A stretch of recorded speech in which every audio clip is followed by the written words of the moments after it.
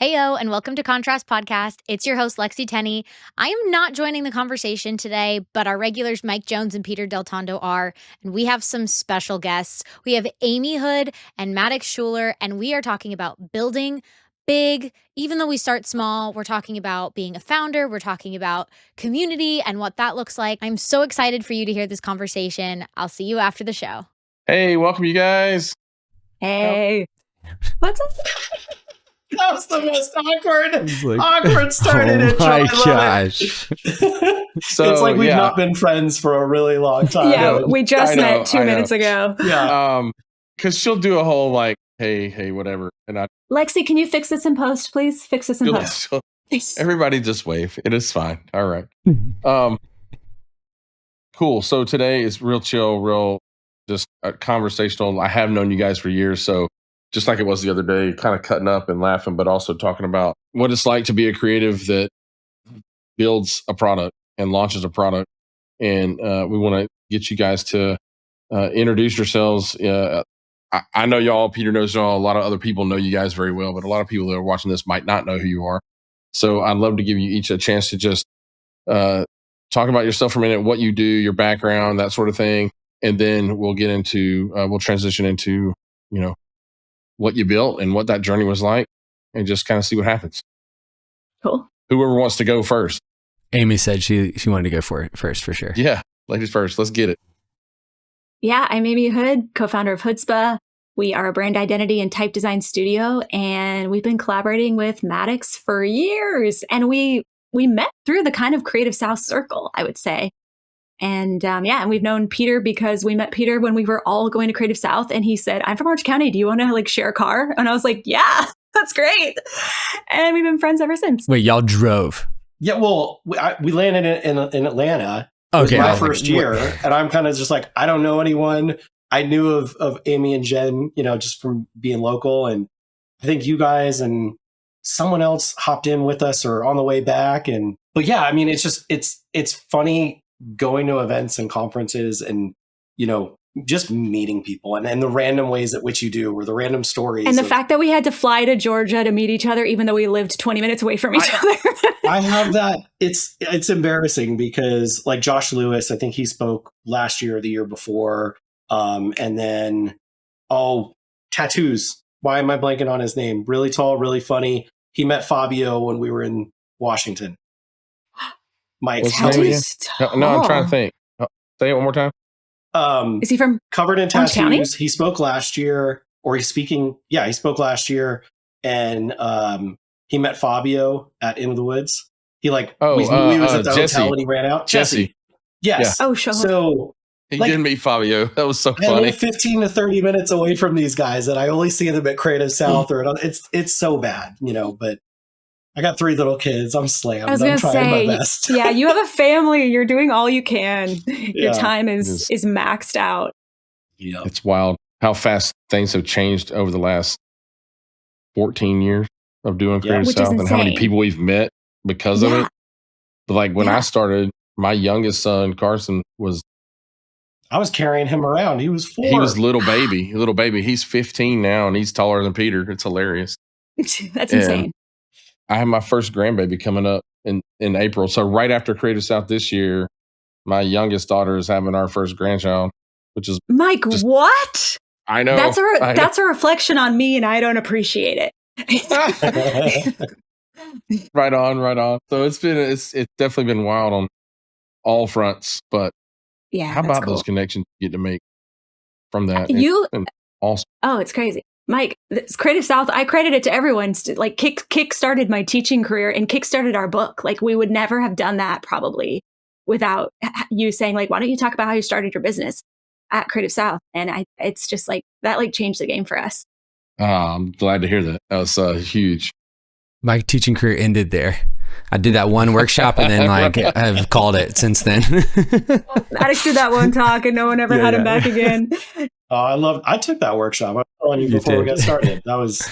It's super cool, and it's wild now to see. I mean, that wasn't that long ago, and just how much type design and the programs we use for this stuff has changed. All the things now happening, it's changing even more, I'm sure. But it's cool to see I think one of the things. Oh no, let's finish the intros and my questions are already popping Mattox, out. you go. Okay, brother. I'll make it quick. Amy, you were so quick on yours. Nice. Let's see. I got into design. I was working out at a church in Seattle, and then doing some like web design and content design, and then got into making fonts because, like you're saying, Peter, like the technology was changing. I was seeing other designers make fonts through like Lost Type and being like, oh, I didn't think graphic designers did this or could do this because the tools were so expensive and hard to learn. But glyphs and some other things were coming out at that time. I was like, oh, cool. I'll just try to start doing this, which like that's kind of like a type designer's worst nightmare where you don't like know what you're doing. But actually, yeah, it was nice to like feel like I had so much to learn. And there's still like, I feel like the world of type and creating fonts is so deep where you just feel like you're continually improving with every font. Mattox, what you just described of like just getting glyphs and trying, that's what I'm still doing. You taught me. That's still my process of just like Googling on the forum as I need things. But yeah. Exactly. But so I got into it and I was like, I'll just make some for free and give them away because I know I don't know what I'm doing. And then those started getting recognized and like shared and stuff. So I was like, I should just try to release one of these and see what happens. Some weird stuff was going on with the church. There's a whole nother podcast about that. But there was the fonts kind of like, I released one. Bourbon was my first one, like commercial release, and it kind of took off. And I was like, oh my gosh, I didn't realize fonts could bring in money. Oh, this is crazy. So I was like, I might as well try to like see if I can make this work. So our family moved back to Athens, Georgia. We became studio mates with MDS, who we all had on the podcast recently, and was just trying to crank out fonts and see what happened there. And like, it was a different time. We'll get into that, Peter, for sure. Back then, there was a lot less people making fonts, and it was easier to stand out or whatnot. But that was kind of like where it started. I then got sidetracked and started making board games too on the side. So Keymaster games, some of these games in the background are our games we made, which is fun to do. Love like the print side of things. And it was a completely different world of like, hey, here's this digital product to, hey, here's this physical thing we need to get made, and it's made in China and we ship it all the way over to all the places, is a lot harder than just being like, here's a file and a license that you have the rights to use this file. So we'll get into all that. But Amy and I connected, and Jen at Creative Works way back when we started talking shop and talking type.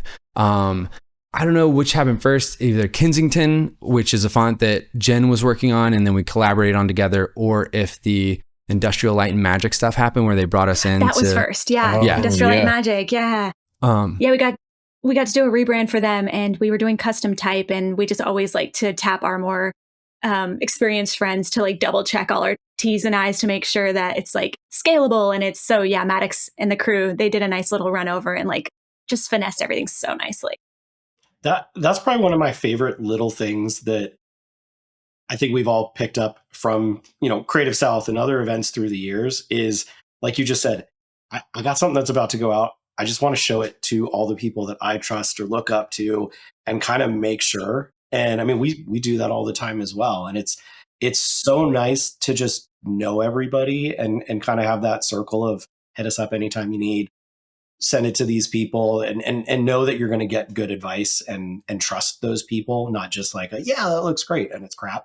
But it's so wonderful to know that, because like you said, maybe there's a project where it's a very specific style and you go, I know when I've hung out with somebody that does this, so let me contact them and reach out about this. And it's just fun. It allows you to whether help your own project or bring them into it, and get the best result for a client. Like it's really nice having that, the old Rolodex of people to go to. Yes. And the peace of mind too, right? Like the peace of mind of being like, Mattox has been doing this for ages and they've worked with like huge companies. And like, I feel like Jen and I have really good instincts, but we're still kind of finessing the manufacturing side of typography, like making fonts and things like that. And so like collaborating with Mattox and Brian is like a continual learning process of like, oh, okay, I see why that's like the right way to build this or whatever. So yeah, it's so much more fun collaborating with someone. And we just paid them. We're like, you finesse it, you make it work really well and scale really well, but just like keep the bones like pretty close. And they made it sing. So I'd always be glad to pass the kerning off to someone. Right. I know. I'm like, please like, just make sure. Here, Mattox, do it. Truly. Because Mike, you know how it goes, like when you've been working on a project too long and it's been like 7 rounds of revisions, which, with a lot of these corporate clients, like And by that point, you've been looking at it for so long. It's like saying a word too many times and it loses meaning. And you're like, is that actually how it's pronounced? You know, Right. you can't see the kerning anymore. Like you might ship it and just like completely miss that there was like a gap that a bus could have drove through, you know? And it happens. How many times you're driving down the highway and you see something, you're like, oh, well, like, how did I nobody know. catch that? I Yeah. know. And he's good at it. He taught me how to do it way back when he got in a file with me and was like back and forth, showing me. And there's tips and tricks to it. So it is very important to get it right. Yeah. Well, My worst fear is that you know, when like you open someone else's brand files, like the brand, you start working with a company and they send you the design files and you're like, what agency created this monstrosity? And I'm just like always so worried, like when I deliver files, because you're so exhausted by the approval that you can forget to do those like tiny little finesses. So yeah, like anytime I can get someone else with like a clear eyes, full heart to look at it, yeah, I'll do that. One thing I'm curious, I think folks listening are going to want to know this answer is, obviously you guys have really built your careers, your followings. It's known, like, to me, you guys are one of the foundries that when we need a font, like this is one of the places that you go to kind of check what's there or you keep up with what's new. But I think type design, it's not dissimilar to, creating website themes or whatnot. It takes a lot of time and effort to do. And that can be a huge hurdle for people because it's a major investment of time without knowing what that payout is going to be. If you're looking to get out there and sell fonts, it's not like, oh, I got paid X amount of money from a client to go do this and maybe I get a royalty. I have to hope it sells. So outside of the learning how to do it, that's its own separate thing. When you get in there, like, what advice would you give to people of, hey, here's how you get this out there, get eyes on it, or start to build some of that following a little bit and make it so that it's worth that effort. Yeah. I can jump in there, Amy, I guess. I think starting with a place where you love, like, so that was one of the big things y'all probably saw in the course we did, was like, it is a lot, man. It is a lot to like get through a family, and it feels like, holy smokes, there's a long road here. And it takes a certain mindset or a certain like a love of the work to like push through it at times. And just like you said, Peter, we've had families where I've worked it on for like a month or two and we released it. It's like a single style or maybe just like a riff on one style, but it's just like cool, boom. And it's made 50 times more in revenue than a family we've spent a year or two on, and just these bigger families and whatnot. And so some of that is just like, hey, I feel like I want to make this and I feel like it needs to be out there in the world, and like it's adding something to the conversation of type because there are so many fonts out there. But at the same time, like, why are people reaching for this too and being inspired for, like, is there something out there that's not there, or there's not there's a way that a genre is being handled, but like there's new ways to approach certain things there, and being like letting that inspiration kind of drive you to go like, let me just start small, like just start with these. There's control characters. We don't have to get into like more of the nuances of type design, but just going like, hey, like, can I make these words work together, and do I have fun, and am I enjoying this? Because I think that joy and that play will keep pushing you on in those times where it is pretty hard and you're like, geez, this is like a lot. So you start off basically making, like, just say, hey, just try a display font, like just try like all caps, see if you enjoyed building that, and if you're into it, then you can go, now add lowercase, now add special characters, now add numbers, et cetera, et cetera. And a lot of us here are designers, so a lot of my typefaces are built out of like work that the client didn't choose that I cannot let go because it was my favorite thing. And I'll usually like riff on it a bit because it's like, it's so custom that it's like, it doesn't actually work as just like, a font. It's like too custom lettering. But but that's like a great place for me to start too sometimes, is like, wow, a lot of my clients are like requesting this. I think that there's like a place in the market for like a font like this or something. And Mattox is so right about it being like such a long slog, because you initially think like, oh, it's just A through Z, uppercase, lowercase, but like there's so much after that that you have to do. And that's like the hard part. But I like to think of it like a video game. To me, it's like my video game while I'm like, just chilling on the weekend, or like, it's just like a fun little creative puzzle. And I kind of treat it like that, of like getting to a new level each time I work on it. And it kind of helps you get to like, if you're someone who's type A like that, who loves that kind of thing, like puzzles and stuff like that, it's perfect for you. Yeah. And so like, Amy, like you're talking about, like, and sometimes a helpful starting place is like looking at old type and going like, let me do a revival of something that's out there or not out. It hasn't been digitized, but like there's some amazing stuff that's public domain or old type manuals and things. And they only have like A through Z, maybe some lowercase, the numbers that they're showing in the specimen. And like, we need to do what y'all did, where it's like talk about the process, the whole like, how do we think about a family? How do we make a family? Now that I'm like jumping full back into Fort, it's like I'm trying to dial in that process with Brian, where it's like just A through Z. We're not getting to anything else until we like really lock this in. And there's like a weirdness to the obsession or the spacing part of it too, to be like, you can have a really well-spaced family that isn't designed great from like the letter forms, but it can still like work really well for some silly reason. Versus like if you could have a poorly spaced family, but really good looking letter forms, and it's not gonna work great. But just thinking through like that, like taking it in chunks and each chunk being a level where you're like, we've checkpointed this. And that's also a foundation or like these bedrock things. And even in the characters, there's bedrock characters that you're always going back to be like, hey, is this lining up with the system? Cause that's when we get in trouble, or where we like start spiraling or spinning our wheels, is when we're like nuanced into one character and we're designing. It's like 30 minutes later. And then you look up and you're like, oh, this doesn't even come close when I put it back actually with the other characters, what's working there. And so doing these big rocks and working through them first to go like, oh, they're in place. Now we can continue to sculpt and like finesse as needed.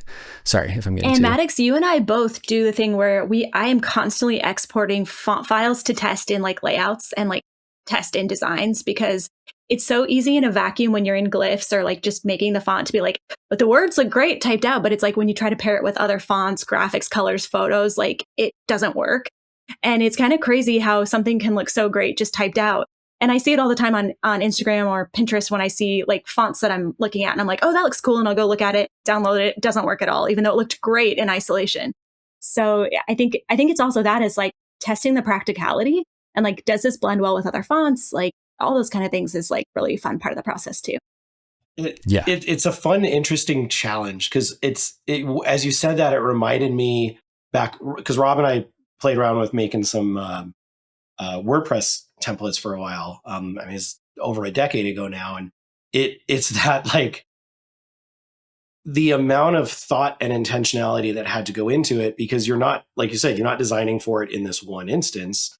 It's, well, what if somebody has a vertical logo lockup or it's horizontal? What if they want it centered? What if it's left aligned? What if they change the colors and you have to design it for every possible usage? And like you just said, I mean, Mike, when we were working on the Heyo rebrand to the word mark or the logo type, I mean, we probably had 50 to 60 variations of each letter, and just kind of going, okay, if the Y went this way, or the E is slightly angled up, or what, like each of those made a difference. And we probably had hundreds of variations of combinations of like, okay, that E here, and then this Y, that you're doing all these combos, and it's hard. So it's fun hearing that you guys have that like pairing of kind of who works on what, and then let's go test it and kind of troubleshoot. That's awesome. It's nice when you have the team to do that, and it's not all on one person's shoulders, and it's a lot more overwhelming, I'm sure. It is so disappointing, like you were saying, Amy. You'll download that font. Oh, you'll see that one image. It's like, oh man, that is going to work perfect for this project. Yep. It's going to look so dope. And then you type out your word, and it's like, this looks like garbage. Yeah, it's like sad trombone. You're like, I bought this font for nothing. Yeah, like I can't use it. So it's just depressing. I know. Yeah, there are many thoughts that's here. My goal always is like making my fonts endlessly usable, because it's like, to me, that's it's like, and of course unique and that kind of thing. But I think that's what Mattox is really good at too, is like, you know, they have like those fonts that it's not just like Helvetica or Futura like variation. It's got its own personality, but it's as usable. So yeah, that's kind of always my goal, is like, how can this be the most usable, you know? That was like the model in the past too, I feel like, to your point, Mike, where it was like, release a font with sick specimen images that like show it off well, and it's going to sell itself. And people were very much like they're a part of tons of newsletters, and if those were on deep discount or like 50% off or whatever, people were just like, yes, this is crazy. And I think there's so many fonts that have come out, which is both great, like more people are making things, but also to your point, Mike, sometimes those aren't at the level that like, oh, it was really good for this one word, but then the whole system wasn't working. You designed it for that. Totally. And so you have some folks who are doing really good jobs at like the instinct, like you're saying, Amy, of like, there's some good things here, but then you also have type designers who are doing amazing stuff that is just so silly good, but it's almost at like boutique level where the specimens are just like, go type it out on our site and deal with it. Like it's really hard to picture use and be like, yeah. And so we've tried to navigate that, middle ground between like make really cool stuff, but then follow through with that, feeling of like, oh, this looks cool. And when I use it, I still feel like it's usable and gonna continue to work really well. But we'll get into more of that stuff, Peter, probably too, of just like where fonts are and where we're headed and why, and sharing more data around all that stuff. But yeah. Totally. And also to your point, you had said something about like, how do you work on something and you don't know if it's going to sell well and it could be a total dud. I find that fonts are really interesting because they have new life eventually. Like our font Venice was kind of like a very meh release on our personal site. But then when we got it on Adobe Fonts, it's like far and away one of our most popular fonts, which I just don't understand because nobody really cared much for it when we were trying to release it. So it's just kind of interesting how like after time, like people just start using it. And the more people use it and it gets out there, I don't know. I just always think that there's kind of a roll-on effect, kind of like those movies that kind of don't do great at the box office, but then become cult classics. That's kind of what I keep in the back of my mind to keep myself sane when a font kind of falls flat, is like, this will be a cult classic one day. Yeah, just have to wait it out. Well, that's good thought. It sounds kind of like from a business standpoint, the advice might be something along the lines of, keep your day job or work on regular client projects, but kind of moonlight that and get it going. Because as you said, you could put something out, nothing happens for a while. And then now that starts producing income. And I'm sure ideally you want to get these to where your library of fonts is making you a salary or multiple salaries each year with the licensing or purchases of these. And I mean, it sells forever, but it could be devastating to get started and be like, cool, I sold $100 and I spent a month on this. Like, it doesn't sound like the kind of thing you can jump in and be like, I'm going to spend 6 months making fonts and I have no other income stream. Like, that might be a dangerous go at it. But get a couple going and try to build that following. And like you said, it sounds like have that love and passion for it. Put it out there and see what happens. And, hopefully it's something that then allows you to transition to more full time if that's the desire for other people to do. Totally. And I can't state enough how much you have to remind people that it's there and just keep using it yourself and showing people how they can use it. Like, I feel like people give up really quickly when it's like, no, a lot of people don't make font purchases like, right off the bat. They'll like save it for later or bookmark it. And you have to remind them so often. So like anytime you can make a fun little graphic or use it on your own stuff, like I use our own fonts shamelessly because I like them, because I made them for me. So I think that's also like a big part of it. It's a great clip.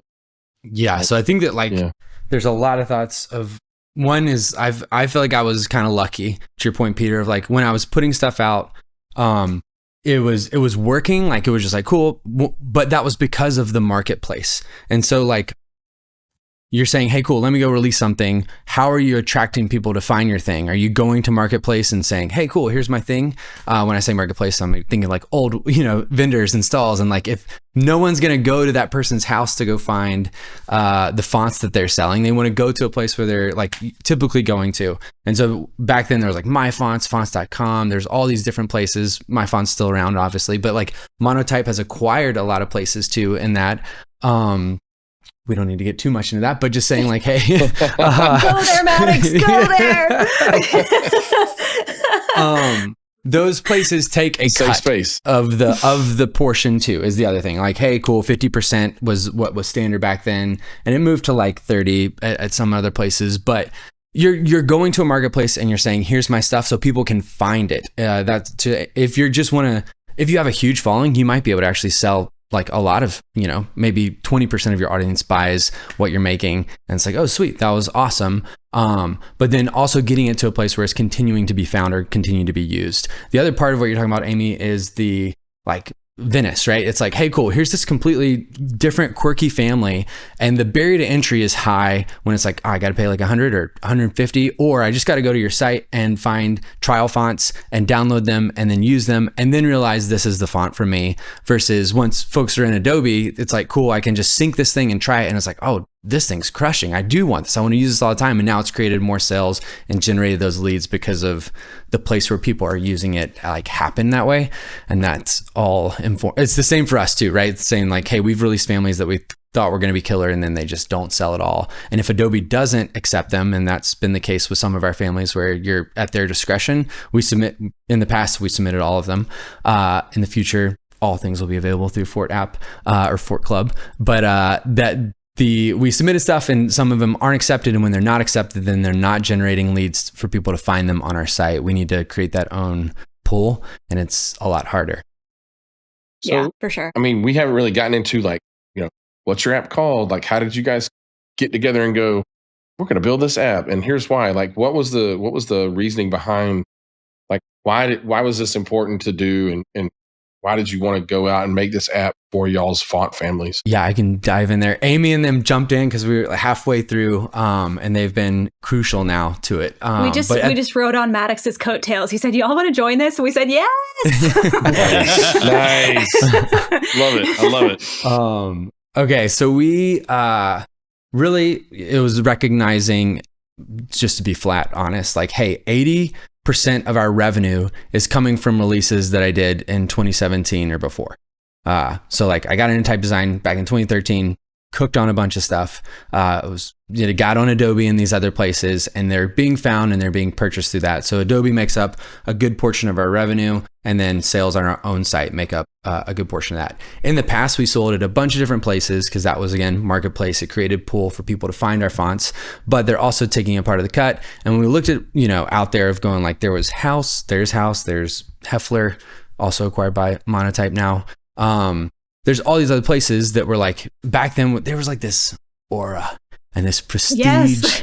And you're just like, I was like, they're only available through those sites. And like, I remember cloud typography from Heffler being this thing of like, oh my gosh, I can't believe this. Like for $1.99, you can use web fonts or like a small smattering of the web fonts that they have. But it was still like, geez, these things are so nice. And like the fact, like $1.99 just felt like a deal to that. And so like, just looking at the landscape, we ultimately were like, hey, we need to pull back from other places that sell our stuff and be the main place where we are offering our fonts. And Adobe was a core part of that. Hey, cool, people are finding our stuff from Adobe. They've been amazing. They do pay type designers well. But we're also at their discretion of whether certain things are going on there or not. And so as we like assessed all the data, looking at things, looking at sales and going like, yeah, there in certain times, it's with probably anything that any creative collection of things is like, there's going to be some standout stuff that probably makes up 60 to 70% of the revenue is like 2 to 3 families. And then the other ones are great. We love doing them and we want to be creative and continue to do stuff. But those are the main things. And it's like, how do we take care of that and continue to multiply that strength? And so with where we're headed, it was like finding people. We're not great at social media. Amy and Jen are way better at that too. So like we sent out 3 newsletters last year. Yeah. And those were all like, hey, when we do a new release, we tell people, but that's the only thing we do. We're so bad. Oh my gosh. So like having people find our stuff, we weren't good at that. We wanted to create an easy way to use our stuff. And we've been in the place too, where people have come to us saying like, hey, these other places are price gouging us. They're not great to work with. I feel like their lawyers are just going to come and get us. Do y'all have a better option? And so like, from our core and licensing is confusing too. That was the other thing we've been trying to like go in and solve everything here, because Adobe does make it very easy in this sense that like you have the fonts, you can use them for whatever you want. It's like there's a few things that are like off limits but like it's very simple. And so as we thought about how do we deliver that value to folks, you don't want to give people the files in a sense because then they could just keep them forever. I have a belief sorry if I'm going on a long-winded rant here. No, please. This is interesting. I have a belief that people are honest. Like they in most cases, if they want to go steal our fonts, people who want to do that can go do that. They're going to be able to find them online somewhere. There's 100 other ways to do that. Yeah. Yes, exactly. But if we have like just but I also believe people are lazy. And so at times, Preach. I'm guilty. That's some truth there. So I'm guilty. if we create a subscription where it's like, let's just send people our font files, that's okay. But like they would have the files, they probably forget that they're not going to upkeep the fact that they're within license or not if they're paying for it, and so we're like Adobe does a great job of serving people the files. They know they're within license because they are a subscriber. It does feel like icing on top of the cake with their setup too, where fonts are just like, cool, I get them. Like I sub to Illustrator or Photoshop and I'm just getting fonts alongside that. And so there's also just a value proposition there of how people are thinking about fonts and the value in that, where we've had a lot of people just be like, can we just use the Adobe fonts, or where's these on Adobe? We'd just rather use them there. So as we thought about all those things, we were like, to Amy's point, we think people could find certain releases here and be like, oh, I'm so inspired. Like this feels so great to use. So we wanted to find a place where, starting with designers who are like, a lot of our sales make up just single licenses or those 1 to 3 users.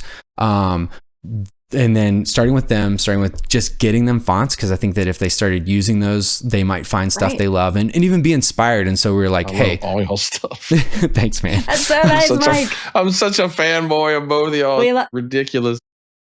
And you use all of our fonts well. There's like certain people I'm like, I just know they'll use it well. I just know. I know it's in good hands. Yeah. I wouldn't download it otherwise. It's so good. Yeah.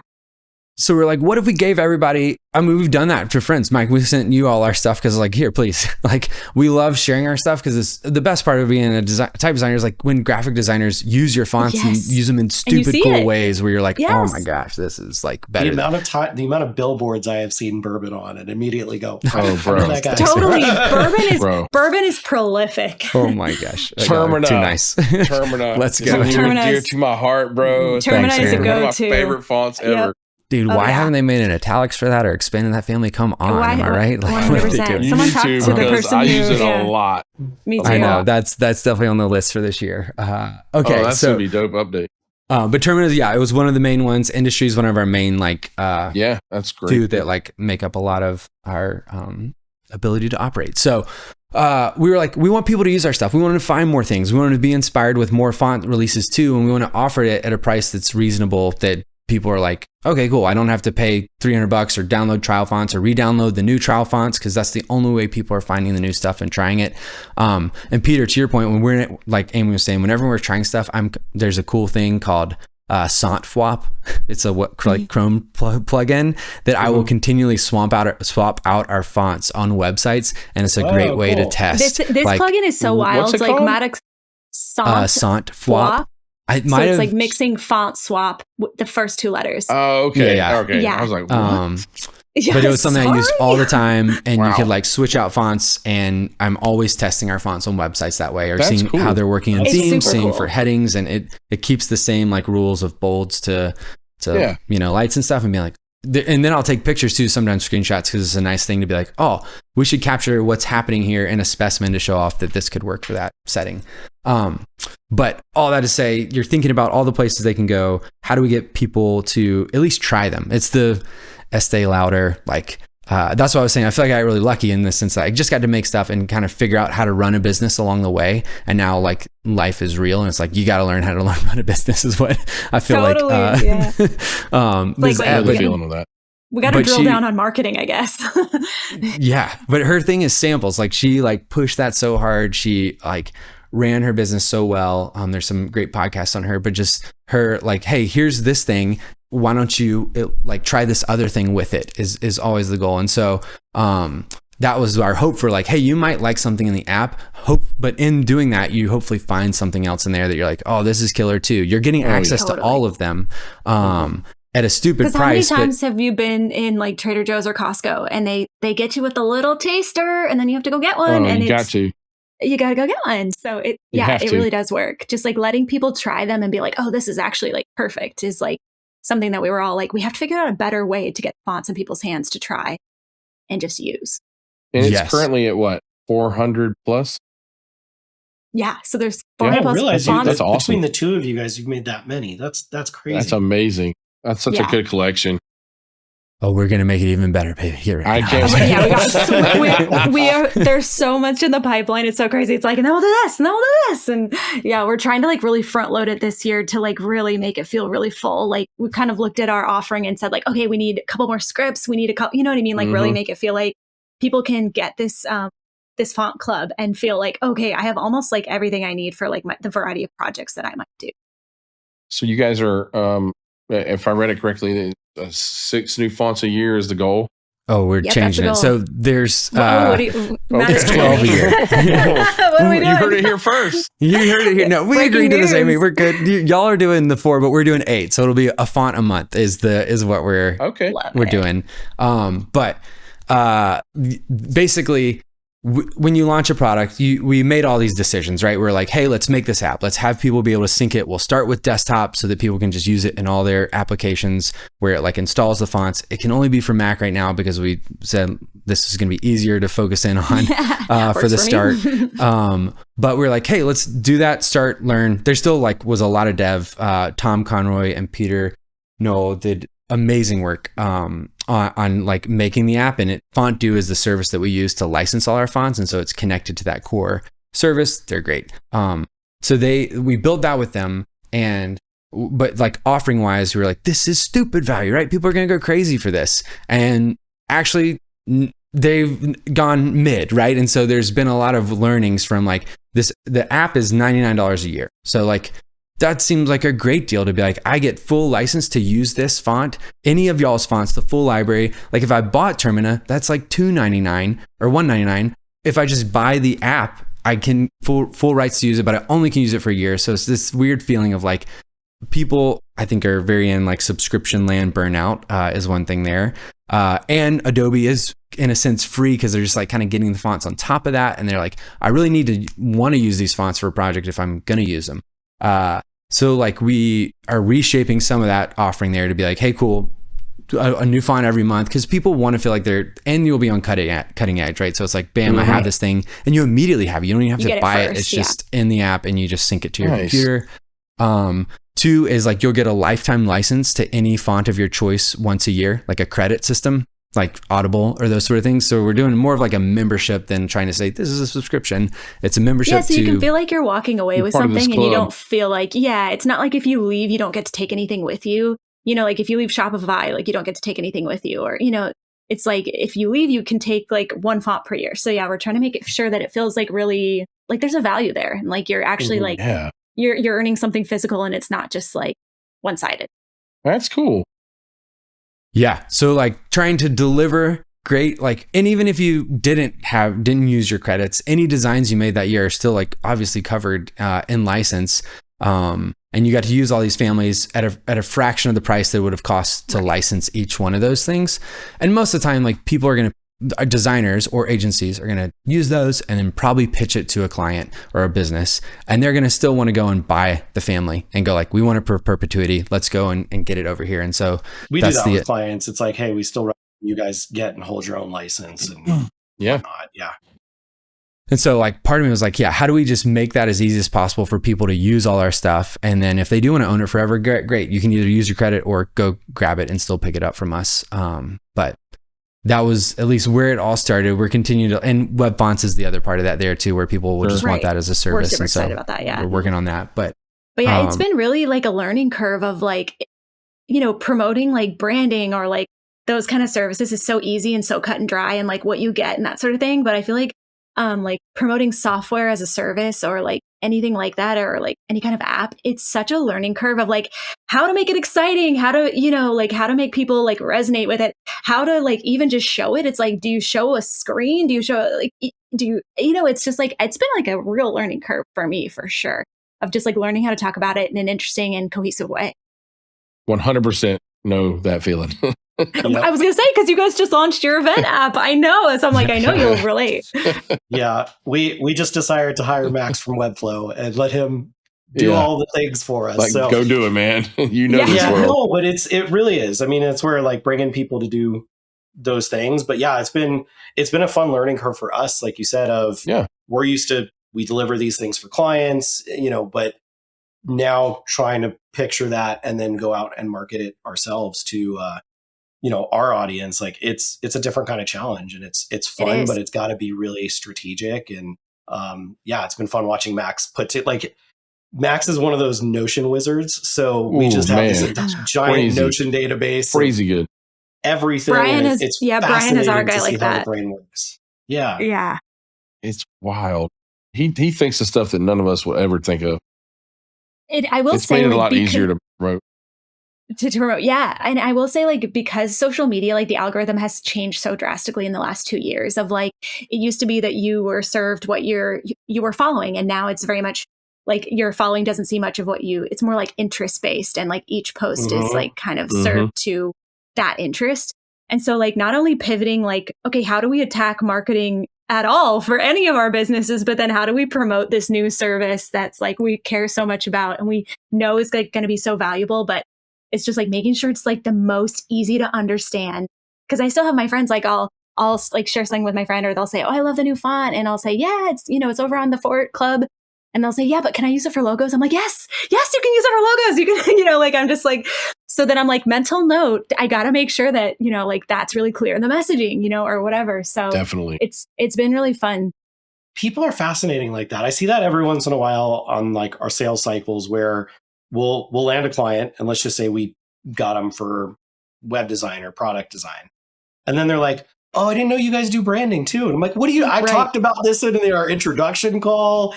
You absolutely, like, it's all over the place. How did you miss that? Yeah. I'm just so confused by this. But yeah, it's almost like the repetition of like the things that you often think are super obvious. Like, no, you need to call those out, highlight it, just put out a bunch of stuff. I think you have to. One thing we're learning is we were going for less high quality posts or, case studies or whatnot. And now we're just like pepper everything, like just get out there. Obviously you want to keep a quality level, but it's just repetition of you just don't know not who's being going to too see precious. what. And Mm-hmm. Don't have those fears. Every just platform. put things out there. Yeah. It is. It's fun. I find it kind of freeing because it's kind of like, when you're in a loud restaurant and like everyone's so loud that you feel like you can really cut up and be kind of like a little bit crazier and weirder. It's like, and just try things and maybe you're acting a little nuttier than you would. I feel like that's social media right now. It's like everyone is yelling in a really big room and it's kind of it's like, okay, like you can just kind of cut up a little bit more. And sure. I saw this girl on TikTok and she had the funniest way of describing it. And she was kind of like, she's like, when I talk to my clients about like, how they approach social media, she's like, LinkedIn is 0 beers, Instagram is 1 beer, and TikTok is 2 beers. And I was like, that's so funny. But I think that's like a really interesting way to think about it is like, we can get a little weird because this is so passing now. And like people are literally just, scrolling past so quickly. And it's like, we can get a little weird with it. Like this will be here for a fraction of a second. And if it doesn't work, we can try again tomorrow. And it's been kind of fun. Like we just had a meeting with Mattox yesterday about like a bunch of fun little marketing initiatives to promote the fonts that are like, it's not promoting like Fort Club like directly. It's more just like using the fonts in a really fun way that gets people's attention. And we're just like so excited to like try these like weird things. So yeah, it's been fun. Yeah. Well, and awesome. Like you said, it's interest based now, like the algorithms. Whereas I used to love Instagram because it would just be the people I followed and I could keep up really easily. And now it's like I don't hop on. I probably 800 unread messages from Mike over there. I can't handle it. And like, I really enjoy TikTok, but same thing. It's just, I try to keep it to my personal interests and less work stuff. Like I don't want that stuff over there. I want to be escaped from it.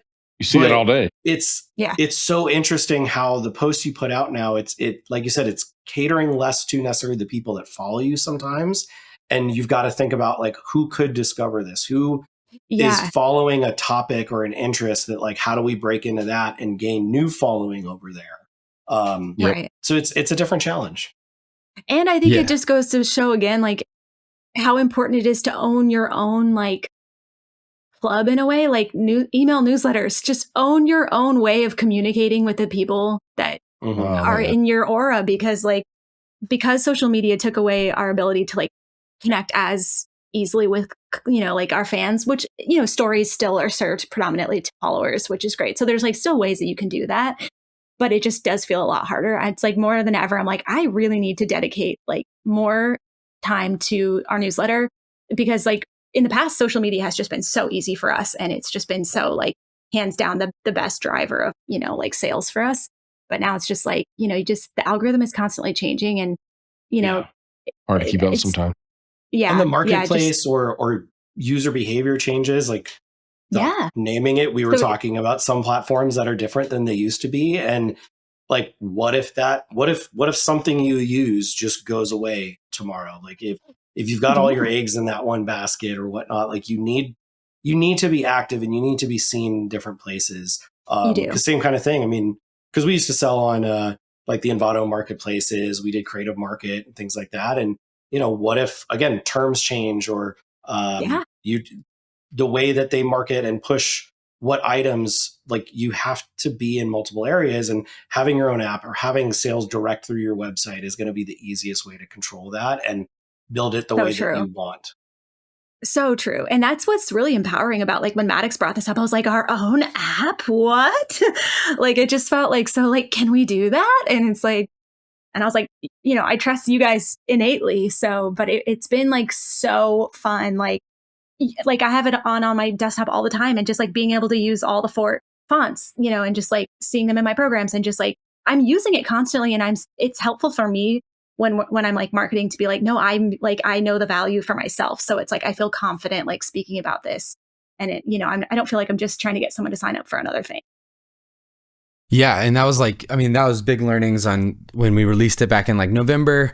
When we built the app too, it was like start with utility of like people can just access these fonts. Then we moved into like, oh, there's like discoverability here within the app too that makes it, like if I want to write out words or like really test fonts quickly and see what they look like, that's possible through there. But as you're all talking about, social media was in the back of my head. It was like we tried a lot of ads at the beginning here just to be like, hey, let's just like try to do a strategy of just getting it out there as much as possible. We believe so much in this thing. The value of this thing is stupid good. And as we did ads, it was like, oh, cool. We just basically like spent, $6,000 on ads and broke even. And I was like, ugh, like what were we missing here? And I think reflecting on that was like the ads were salesy-ish, right? Like we're selling tools to designers to be inspired and use them in really fun and creative ways. When we were looking at the app too, we looked at like music is in a similar place from a like producer standpoint. I love music and making music and stuff, but Universal Audio, they're one of the folks in the industry that they have a bunch of cool old emulations of gear from like preamps to like delays to all these things. They'll like take a gear and remodel it, but you're able to use it on your computer. They have the same setup where like you could buy it and own it forever, or they have like a subscription model through that. And any musician who's listening knows like friggin' iLock or these lifetime keys or keeping up with licenses is almost like it's like more of a headache than probably keeping up with font licensing. But it was a good, helpful place to be like, they've built apps, they've done these things, and they're doing it in a way that's like, hey, cool, here's producer, here are these tools for you to be inspired and throw it on tracks that like augment your, production to the next level or whatnot. And so looking at what those folks were doing, Spitfire Audio was another one. And it's similar, right? You're offering sample libraries to create music from these things. And so we were like, okay, how do we do that? And now that we were like, these ads just went straight to sales mode, like we should be, like Amy's talking about, showing more of the creation process. So showing how this fits into that picture, and then let people jump in and try it and see if it's right for them versus just being like, here's value. It's like, no. That's how I always remember buying fonts, it was like, I would see something and go, oh, that now inspired me for my project. I want to take this brand in that direction, or it kind of visualize like where this could go. So yeah, I mean, I think I get why that would work so well. And do you guys like for your guys' event app, like, did you have someone you look to where you're like, I want it to be as easy as that? Because I do think it's so helpful having someone who makes an app that's not in your space, that's like not doing what you're doing, but is doing an app in a really amazing way for something else. And it's like, if we can make it like that, but for our thing, like that's just been really helpful. Like when Mattox brought up the music producing thing. Yeah. It was more of a, not so much, here's an app that we love the way they're doing it, but it was like, here's an app that we It's the bane of our that we're having existence. here's all the issues that we're having with the app we currently use. Right. How can we have the talent in the building, right? How do we go and make our own thing that will completely get rid of all these issues and make it an easier experience for the person that needs to use it every day? And that's where it was. Go ahead. It was that's kind of how it started out. Plus, Peter and I having a conversation about what went wrong. The platform we were using, without saying anything. I mean, do your thing, man. Names. I'm kidding. It got so bad on the financial side where, oh man, y'all don't even know. the fees were like the cut ridiculous. they were taking. Totally. Oh, the cut just keeps getting bigger and bigger. That was same for like fonts. Yeah, same. The fees were awful. I think on an average $450 event ticket, it was $67 in fees. It's $11.18 with us. So very, very different. But even then, just the way the app worked, there were so many problems in it in, trying to get workshops in the same event as like primary event, general admission tickets and things like that. We've solved other problems with tax-free tickets. So, students, nonprofit groups, things like that. Because otherwise Mike had to do it all manual with checks and things. So we basically just went, what is the platform we want to exist? And how do we build it based on how other event organizers actually use it? So we went out, sat down, did a lot of user interviews, and really just compiled what the tool we wanted to build and what others as well wanted, and set out to build that. And it's been a fun, now sales experience where it's like, hey, it's a way better product. It solves your problems. You get your money faster. Oh, it's been fantastic. The tickets are so much cheaper, whether you absorb those fees as the organizer or your attendees. But now the attendees ticket with that fee is so much cheaper. Your event's actually more affordable. And so more people are able to attend. And, yes. Oh, it's fantastic.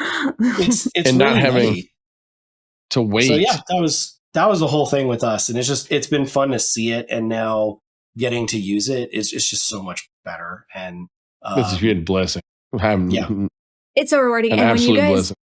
And so, I totally get it. And I'm sure you've even eventually you'll have people saying like, oh, that was such an easy experience and stuff like that. But it's probably we did last year at Creative South. The amount of people that walked up to us and were like, we hate this other platform. As soon as this is in public release, we are all signing up. Like, we run events. We have the same complaints as you guys. It's just, there's nothing else better. And that was actually the conversation because, again, the fees got so outrageous that we had to switch from absorbing the fees to pass it on to attendees, because it's cheaper total ticket price if we pass it on to attendees. Whereas if we need to make X amount of dollar to put the event on, as those fees go up, we have to charge more because of the percentage-based fee. And so ticket prices were just going up. And I remember Mike pulled me aside and was like, dude, because I used to run the ticketing system on something else. And he was like, please get us off of this. And I spent like a month researching all the other platforms. And my response to him was, buckle up, Buttercup, keep it going, or I'm off the team from that regard. Yeah. As bad as this is, everything else is so much worse. I don't want to deal with the stress of managing on any other platform because they're somehow so much worse. And we sat on it for 10 years.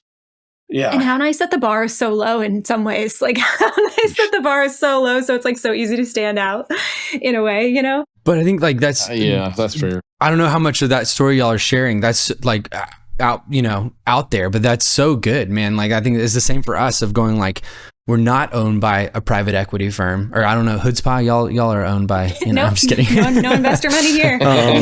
But like, we're not trying to, like, we don't have a big team. We're a small team. We can be agile. We can move quick. We can make what we need to make and adapt to what people are wanting. And to y'all's point too, I think we're trying to figure that out of like, how do we share that part of the story of like, we are designers, we're trying to make this in the best way for people, and then inviting them into that conversation like y'all are doing, and just having a community that helps build and be inspired together. That's the other part where we're like, hey, that's future where we need to be with like a membership or this sort of feeling and that like ethos around it versus like, oh, here's just this tool that I reach for and grab.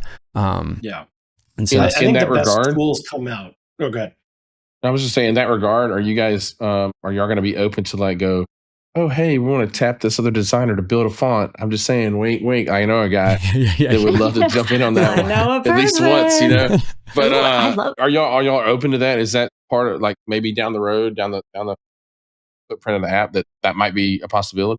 Yeah, for sure. That would be a big possibility. And trying to find the right place where, like Amy, we talked about like, how do we make this membership fun? Like one that it should feel like Costco in some ways where you're like, I love that. I love shopping here. I'm making money, kind of like it's going to pay for my membership by getting the rewards back.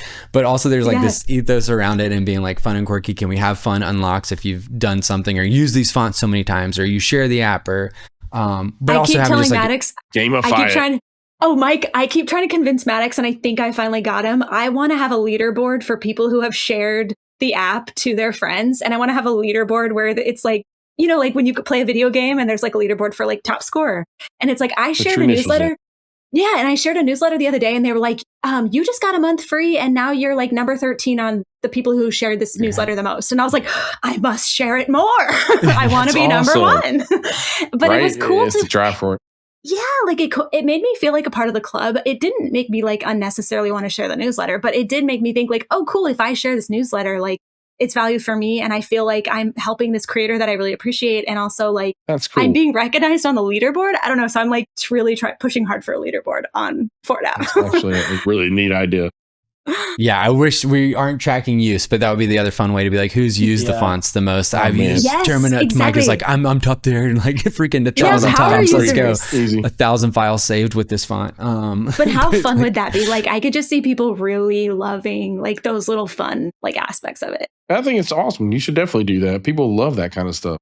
Yeah. But to your point too, Mike, I think we're trying to think about finding a way to where like, whether it's, I don't know, a community or Discord or Slack or whatever it is, where people can like you're saying, like, hey, how do I just like get in the door and figure out this whole type design thing, and offering tools or, you know, just that part of the community where people are like sharing. Y'all have that really well, I feel like, and y'all have cultivated that really well. And that's something that we've in the past, just I've kind of like been more of like, I'll make stuff and then kind of like just make stuff, you know, versus like, you can start a Discord for your app and make it a community over there. Right. Like, yeah. We have a Slack community because it's just easier for us. Yeah, we have a Slack community too. It's amazing. That's awesome. But just saying, having a place where people can be, like you're saying, Amy, just feel like they're a part of something and be inspired and sharing stuff there. Yeah. Yeah, for sure. And I think we're also lucky here, or I think maybe like we've all prioritized community. And Mattox, you're saying you don't, but you do. You prioritize in real life community because we met at a conference. Yeah. So I think it's easy nowadays to be like, oh, I'm not on social media, but it's like you can do it the old fashioned way. You could just go. I'd rather do it the old fashioned way. 100%. 100%. Yeah. But we all have communities that we've been like, you know, tapping into and like just, you know, like leaning on. So like when we release something, like people are already rooting for us. And that is like such a cool thing. Like I've been sending it to friends just like to like, you know, get their eyes on it. And it's just like, people are just so like, you know, supportive and eager to just be like, oh yeah, like support independent type designers. And I don't know, without that, I think it would be really hard. Like then you would have to go and get VC money and like have somebody, you know, throwing everything at the wall to get ads to work. And like, you know, and it's like, instead we're very much like building this like kind of like small growth, but like meaningful growth and like meaningful audience base. And to me, that's like the funnest way to do it. Well, send me a little, I don't know, not video or whatever you got, something I can throw up on the main screen and send me the fonts. Like if you got a logo for the app or whatever, I'll throw it on the website. Yeah. We'll drive traffic at Creative South to the app. Are you kidding me? That would be freaking amazing. Oh, yeah. That's how community works. You know, like let's help everybody. Let's help each other. Do some giveaways and stuff too. We'd be happy to like send stuff and or give away like 5 memberships or something like that. Whatever you want, dude. Let's totally do that.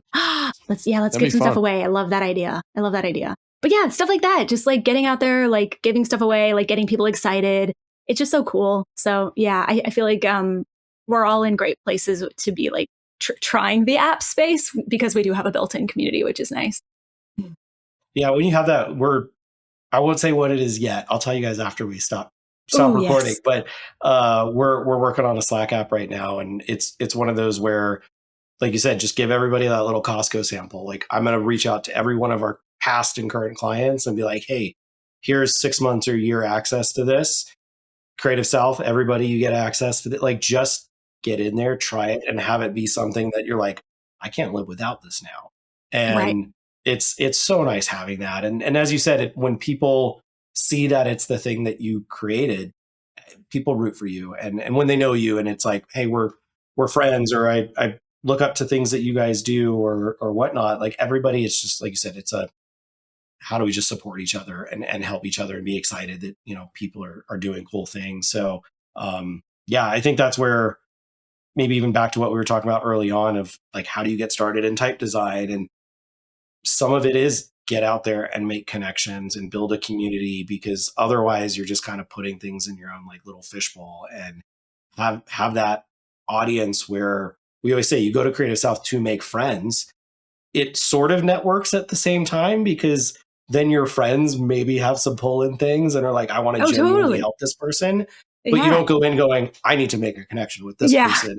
Yeah. That shouldn't do it like that. That doesn't have the same effect. No. But yeah, when you get plugged in, I mean, I'm so lucky. I met Mike, 14 years ago now? Bro, it feels like a lifetime. Yeah.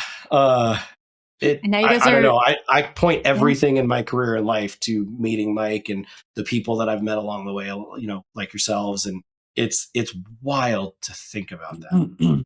Yeah. And it's also kind of cool, like what a small world it is, sort of. It's like, I don't know, it's just like, it's 7 degrees of 7 bacon or whatever, it's like everyone knows everyone through like 3, that. But yeah, it is. It's cool.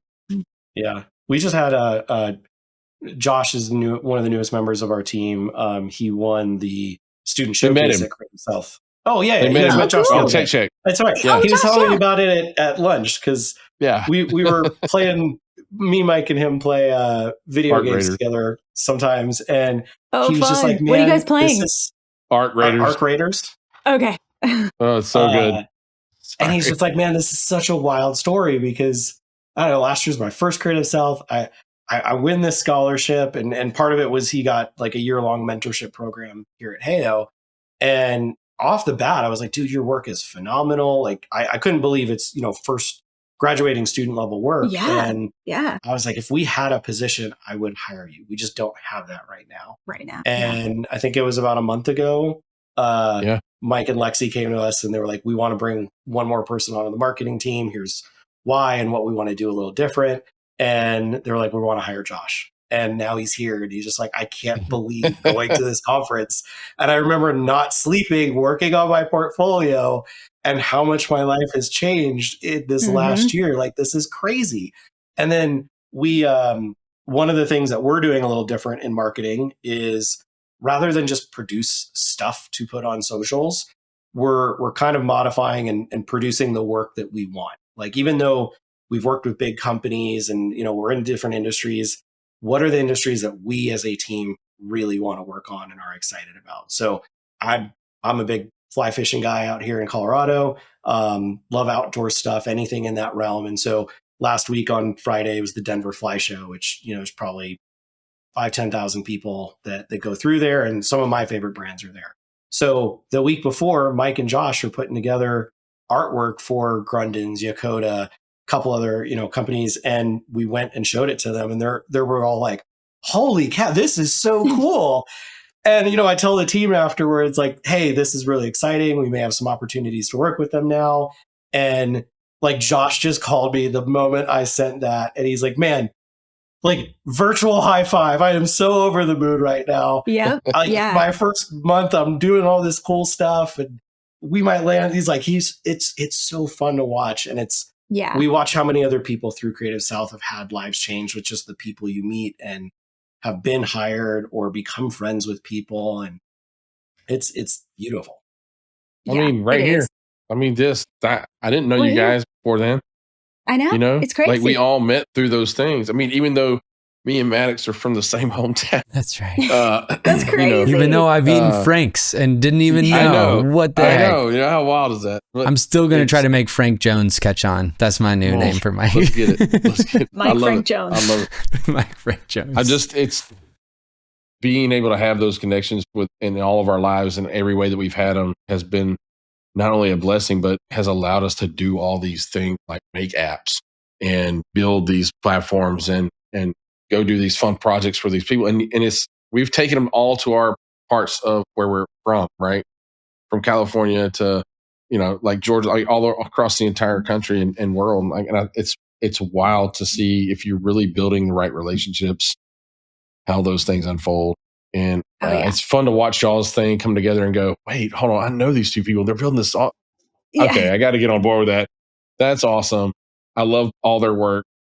Yes, we need to support it and get y'all on the show and also just let people know about it. So it's an easy lift for me to go, yeah, let's put it on the screen. Let's let people know about it. Amazing. At the conference, Yeah. And so thanks, man. However we can help with that, I'm down for whatever. But I'm super stoked to Jones get in there and dig around. Kickstarting careers left and right.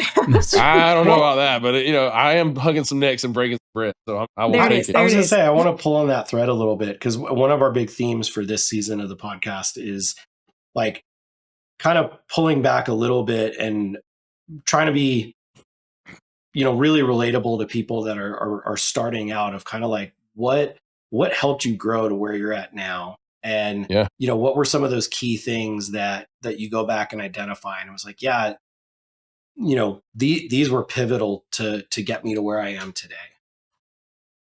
Yeah. I mean, there's a lot of things, but I think two of the big ones we already talked about would be like, just like meeting people in your industry and just listening. I went to so many meetups even before Creative South, and just like local ones, small ones, like Peter, like Josh Hemsley, Mark Hemian, like they all had a tech one that I had no idea about any of that stuff. And I think I realized like how much you can make a really good living in design from those people that I never would have realized otherwise. Yeah. And they just think so. And Josh Puckett was there too, I'm pretty sure.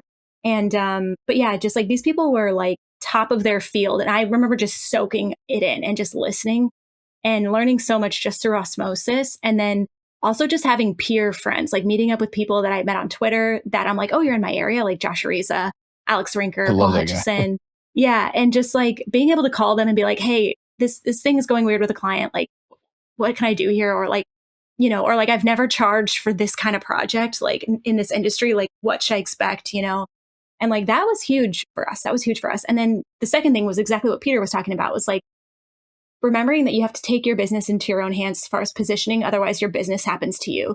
Like we did one pediatric dentistry brand. And then like after that, we had like 30 to 50 inquiries for other pediatric dentistry brands because it went so well, which is great. But then you become, it's like, if you want a niche, if you want a niche there, great. But if you don't, like you have to make a very concerted decision of like what your next step is. So I think just like we're constantly thinking about like, okay, and what do we want for the next year? Like what is the kind of business we want? How do we need to portray ourselves? Like, that sort of thing. It's a balance. It's a balance. It has to be. We have that. I won't say what industry it is, but we have one that's like that, where it's not our favorite thing to work on, but it pays well. It pays the bill. We kind of look at it in some ways that how do we almost restructure our portfolio like that of a freshly graduated designer and go, we really want to work over here. So we pulled the team and went, all right, who are all the dream clients that we want to go after? What are the industries that we would be super excited about? And so we had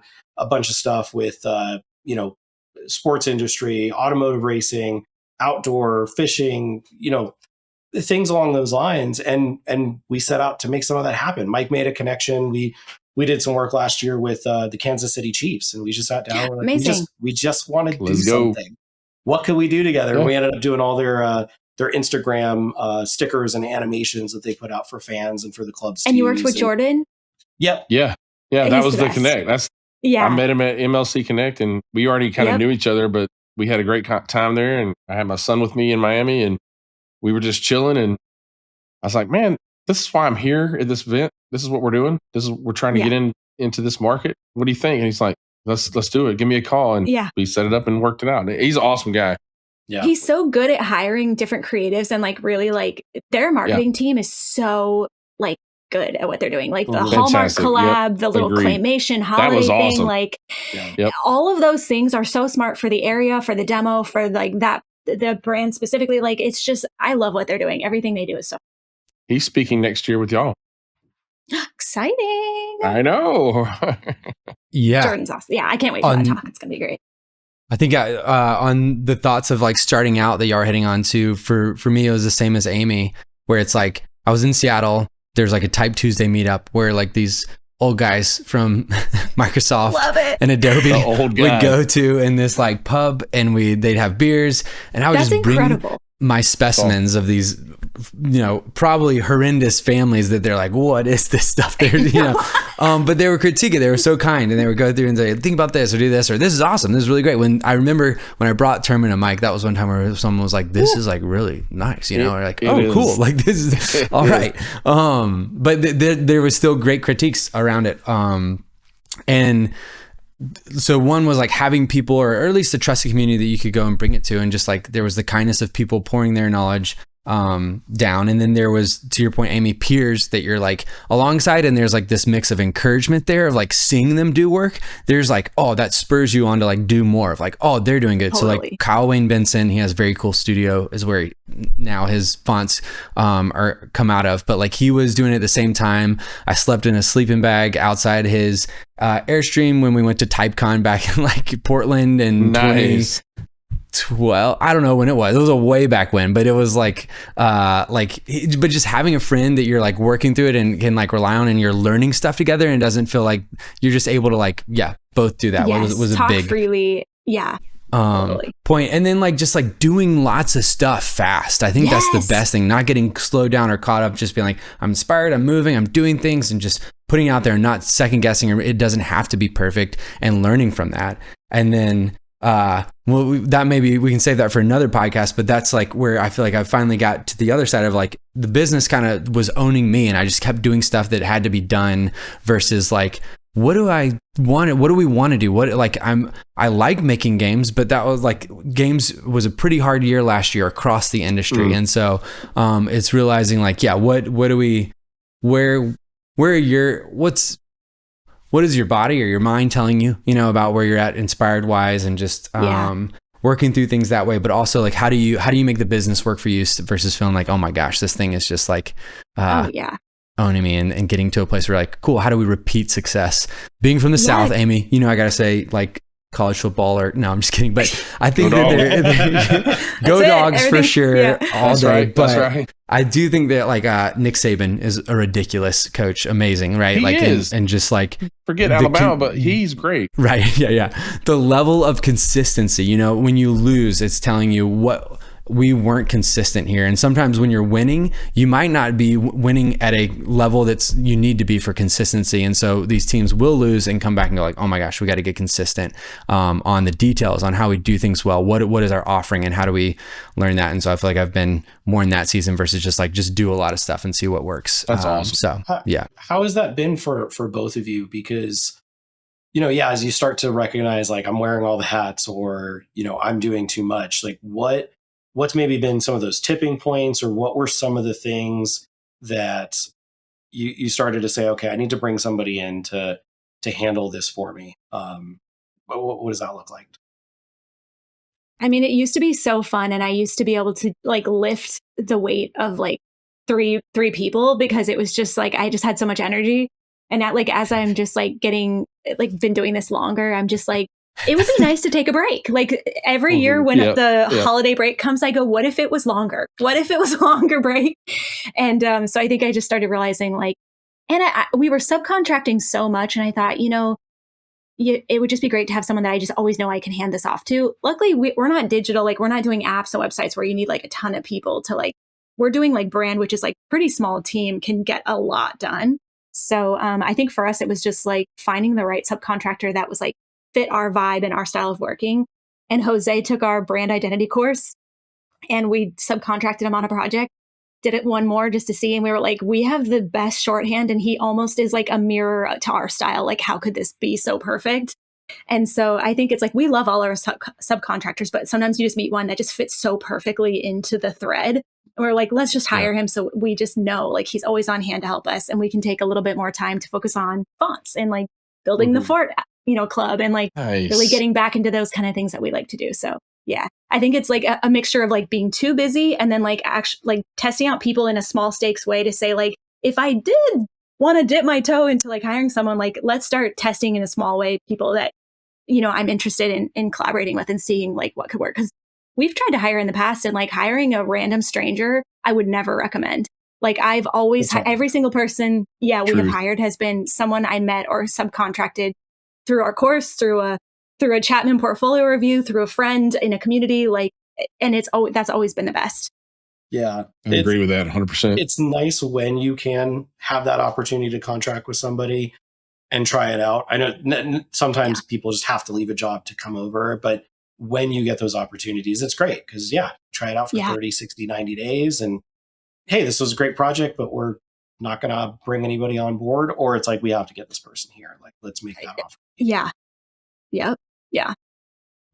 Yeah, I mean, that's genius too, to just be like, here's how we do stuff. That's why I want to make our way of like, here's how we do fonts or think about fonts, and have someone go through that course. And then like y'all are saying, even at Creative South, like y'all finding, what's his name? I just forgot. Oh, y'all just talked about him. Josh. There you go. Yeah. Josh. Good old Josh. Through that. And just like, there's like this culture fit, and there's this like way you process the work fit, along with here's how we do the work. And I think that is where I've gotten the most stuck of like, here's how we do the work, where I haven't written it down, or we haven't, for lack of like fun word, operationalized the work. Right. And so like, that's part of what we're doing right now as well. Like we're 33 people now, and it's like, we really have to get that stuff in order and, just simplify it. It just removes the little things that pop up along the way and smooth it out. So it's a fun challenge figuring out, again, where to delegate, what to focus on, what to step away from. And it's hard letting go at first. Yes. Oh yeah. That's the hardest part, is just being like, just let it go. Just let them do it. But if you're hiring people that do it better than you do it, and they're going to be grown-ups, like, gotta trust them with it and just hand it off. Yeah. It's hard. There's always those times where it's like, this would just be easier and faster if I did it. But if I don't walk through and teach and educate someone, or get them to think the way I would think about it, or I want to see it done, then you're going to be doing that thing 15 more times forever until you die. To just hand it over.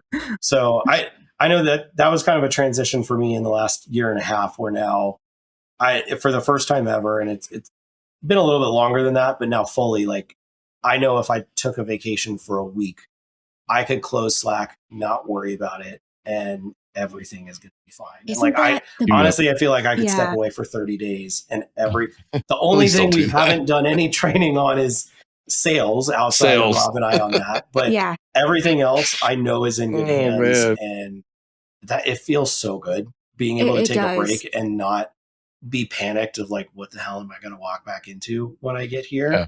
Because you hired great people. Our team is awesome. Yeah, that's amazing. I'm trying to figure that out. I feel like I think that finding the right balance there, like you're saying, of like, training takes a while. That's something I had to learn. We had a team of 8 people, not at Fort, but at Keymaster. And really, like, I didn't know that. Yeah, there's so many parts to games. Geez, like selling games is I believe it. I believe it. It's a thing. But just like, we added a lot of people to the team at one part, and like the time it takes to train how you want it done, if it's not written down, you're then writing it down, and it's pulling you away from the work to do it. And we had amazing people there that took to that really well. But just that, like, this idea of understanding too, what makes it your thing, like, right? Like, or what makes you and the taste that you have, and having different projects, like you're saying, Peter, where it's like, oh, let's get this person or Amy, like, on this, because their like taste or their style aligns with that, versus like, we're not going to get that style. They're going to be playing outside their lane on this other project. And I think that's the thing that I've been trying to figure out too, of like, where should I stay, like, not delegate this other stuff, because I just end up, I don't want to rework the work, but I'm also like, this is how the work, I would lean towards or whatnot, of what I think it needs to be. And so that was more in just like, when there's a creative thing, and when that creative thing is massive, from a game design to a font design, there's so many nooks and crannies. And that's why it's helpful to go like, here's the foundational places, but then where there can be expression, I think that's a whole nother conversation of like, are we just remaking Helvetica again and again, like with what people are releasing now? There is still a lot of expression in those places where that happens, or in those little nuances, even though it's a similar grotesque family or whatnot, and being like, all that to say, how you handle something, the taste of something, having a director on a project is going to make it a certain way, whether it's a movie, right? Like Denny's going to direct a movie a certain way versus Christopher Nolan. Like it's going to have its own leanings and whatnot. And so that's also what I've been trying to, I guess, parse through or know, like where are the areas where just I should do it, and then how can I delegate all this other stuff out well? Yeah. Similar question I'll ask is like, what maybe something that happened along the way that if you could go back and tell yourself, like, please don't do that, or, you know, like, what did you learn from that mistake side that you wish you could have avoided? I mean, yeah, we had like a huge lawsuit because we trusted a friend too much, and it was hard. It was like a collaborator, but we were the one who was on the contract, and we were subcontracting them, but we gave them access to the bank account, and they just took money and left. And I think it's just crazy what money can do. And I think I was very naive that like everyone has the best intentions and we're all honest. We all want to help each other. And unfortunately, you always have to plan for like the worst case scenario, but hope for the best. And I think being in business long enough, you just learn like it's just smart to plan for the worst case scenario when everyone is happy at the very beginning of a project. Get your contract in order, get everything signed, get partnership agreement, and make sure everyone's roles are clearly defined, because, you know, it's easy for people to, feel disgruntled or like whatever. And it's like trying to make those decisions or get those things sorted out when those kind of things fray is so difficult. So it's just like, get your contracts in order, get your agreements up front. If you're starting a business with a friend or a loved one, even more, get your partnership agreement up front. Yeah. That was dark. That was dire, but unfortunately, that's the place. That's true. It happens. That's More I than mean, people same think for it us does. of a You gotta lawsuit. be careful who you go into business with. That's right. Yeah, same for us as a lawsuit there, and just to your point of contracts and having clarity around them, and that's been the hardest, like most emotional toil. But to your point, Peter, last year, saying like, hey, what decisions will be made differently with the team? And it's like, we hired this team. We didn't know tariffs. When we hired part of the team, we didn't know tariffs were going to come into effect and affect all, like a lot of manufacturing for games happens in China. They have great tooling that can't be done really anywhere else. And so like we were locked into that. Our products couldn't change from that. And then, so there's now added cost of goods, and then now customer buying habits also changed throughout the year too. And games are like a fun recreational thing when it was in pandemic time where you're like locked inside and you're like, hey, cool, we have stimulus money and we need things to do. Great. Board games are just crushed and like sold a ton those years. And then now being in a different place, we knew that going into the year and we projected certain things, but there were certain things that we just didn't know were coming. And I would say like regret wise, we made those decisions. I regret not being more set up to probably like train the business well or train the team well in the business, like having everything written down so that like they're coming in and we're handing like, here's how we do things perfectly versus like, let's work on this together and define how we do it. So that took like a bit more, but like, I love the people we got to work with. They're good people. It sucked having to go through conversations and let them go. Like, because of where the business was. We also, we did everything we could to try to keep the team together. And to get to that place and be like, this isn't working. And no matter how hard I try, I can't fix it. And to get to that place too, just sucks. It's hard. There's like, but I wouldn't trade having to go through that, I guess. Like there wasn't a feeling of regret there. There was like, we made these decisions. We now have learned from them in certain ways, but, you just don't feel the weight of something if you don't go through it too, I think. That's one of the hardest things and most, at least for me, stressful parts of running a business is, people are people, and we take a big responsibility that we help put food on the table for families. And, I always tell everybody when we're hiring, like we're coming up on 3 years here in May. We've never had to do layoffs. I won't always be able to say that. That's just not the nature of how economies and businesses work. Yep. But Ebbs and flows, we're going to do everything we can to prevent it. And like you said, as long as you know along the way, hey, we made smart decisions. Like we've probably not hired to our detriment in the past, but it's like we need to be really careful, and we don't ever want to ask somebody to leave a job that we're not sure that they're going to have here for a long time. So it's, I don't know, that's the kind of stuff that keeps me up at night. It's really hard, but like you said, if you know, hey, we made the right decisions based on what we knew at the time, and there's so many things that we've seen go on in the world, especially the last like 10 years, between who's in office, what political things happen, what taxes, tariffs, gas prices, like anything can have an impact. And it doesn't matter what side of the political spectrum, just people spend differently. We've had clients tell us if person A versus person B becomes president, it will radically change how we spend money in the following year. And like those are things outside of our control. And you've just got to prepare for it the best you can and make the best decisions. And I think especially if you lead like that, and it kind of sounds like what you guys went through, where it sucks, but those people know they know how you operate a business, and they know, hey, yeah, I trust Mattox would do everything they could to avoid this. And hopefully that allows like friendships and whatnot to stay intact. And, you just do what you can to protect everybody, to the best you can. There's like, I don't know, to your point there too, there's just a piece of, like letting go in that too, and be like, to allow those friendships to come afterwards too. And to, I also not feel like that this gets maybe more into like a faith-based thing, but just being a Christian wise, being like, I believe that God is out there, that he loves people, and that like he is the one who is going to be taking care of people. I have this, like as of the leader of a business, we carry that, and we're like, we are helping people put food on the table for sure. And there is a responsibility there that we have to feel, but at the same time saying like, he's the ultimate provider, and I have to like let that go and like be like, he's got to take care of these people. So like, so much truth to that. Yeah. So it's, for sure. Yeah. I'll leave.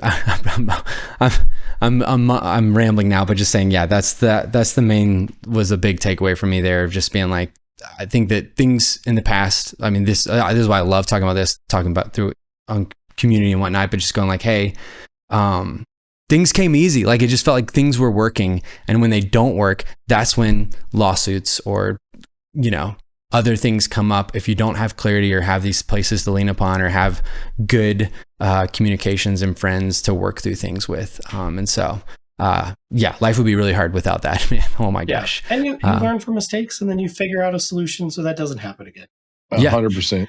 Yeah. Definitely. Yeah. Well, you guys, we're a little past time. I know we started just a little bit late, but I don't want to keep you guys. I appreciate y'all more than you know, being on the show and sharing your wisdom and sharing your app. And I can't wait to get that in front of more people.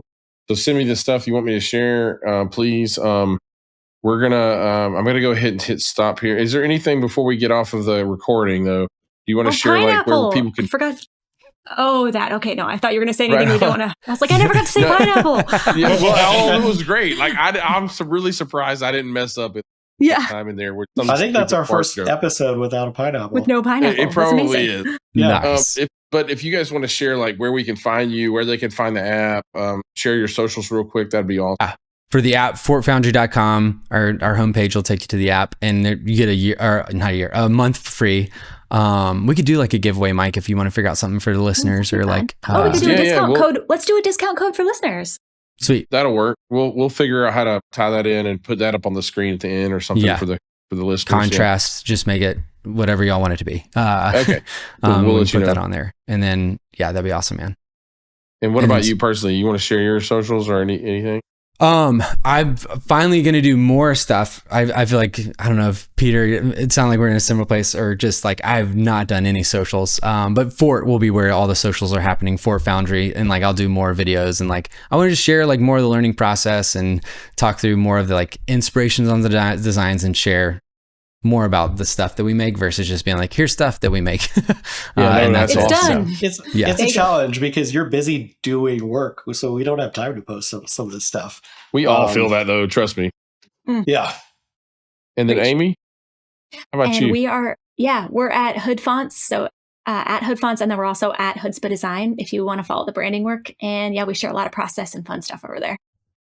Good stuff. Good stuff. You guys check them out when you get a chance. Thank you guys so much for being on the show today. We appreciate it more than you know, and we look forward to catching up soon. So good hanging out. Thank y'all. Alrighty, y'all. That is it for this episode of Contrast Podcast. Thank you again to Amy and Mattox for joining us. This conversation with Peter and Mike had so many good little nuggets of wisdom, and we just hope that you have something that you took away from this episode.